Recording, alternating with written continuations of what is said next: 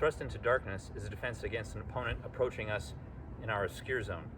The word darkness signifies that obscure zone, and the word thrusting signifies the thrusting back kick and thrusting heel palm strike that we will execute against the opponent. Let's take a look.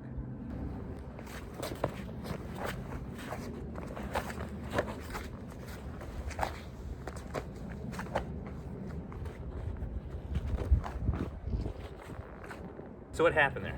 Well, we'll make this my 12 o'clock. I have my attention in this direction for whatever reason, and the opponent is approaching me in my obscure zone. The moment I notice, I'll take a good look at him, and I recognize him as a threat, I'm going to step off into a cat stance to open the distance. But to add backup mass to my kick, you saw me immediately utilize a rear crossover into my back kick, planting down. From there, we followed up just like thrusting salute. I had a nice crisp knife hand block with a nice high and tight chamber as I opened the gate for a front kick, followed by a heel palm strike. That should cause the opponent to stagger away further.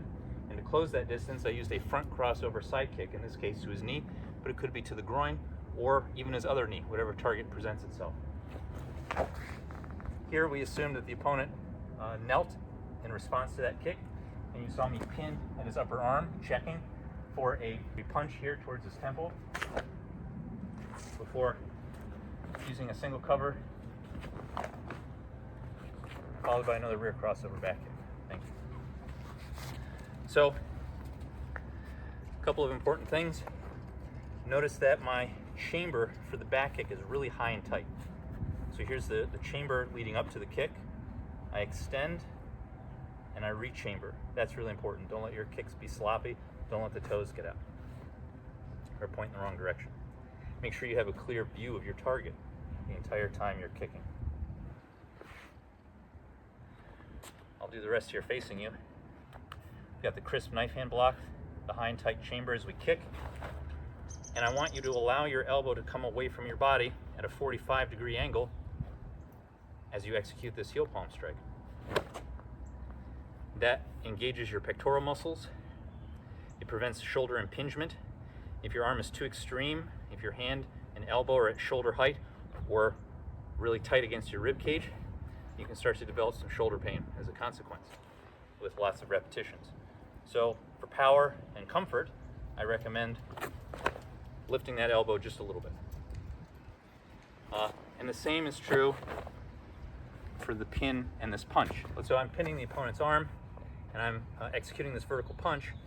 I want you to think about having your humerus away from your rib cage about 45 degrees while keeping your fist vertical. So I'll do that here facing you. It keeps the shoulder in good alignment so you won't experience impingement. It engages the pectoral muscle, so you're going to have a lot of power with the strike, and it keeps the wrist in a safe position. If you were to execute a horizontal punch or a 45-degree punch, and you're thinking about keeping your wrist in this perfect alignment, any sort of wiggle upon impact could result in a sprained wrist. But here you can see that my wrist has a safe bend in it this way, so that even upon impact, if my wrist were to bend one way or the other, it's not going to be sprained or injured. Now, let's see the technique here one more time, and we'll explore some different reactions the opponent could have. Let's say after the back kick, his right foot is not forward, but instead your left foot will be forward. So I'm facing off here, I notice the opponent, I step, I got my back kick, front kick, heel palm. This side kick could go now to the outside of his left knee, and so now he's kneeling the other way. But again, I can pin, and this punch will be to the back of his head or his neck. Could even be to his spine or his rib cage. Reset. Let's say he doesn't take any knee.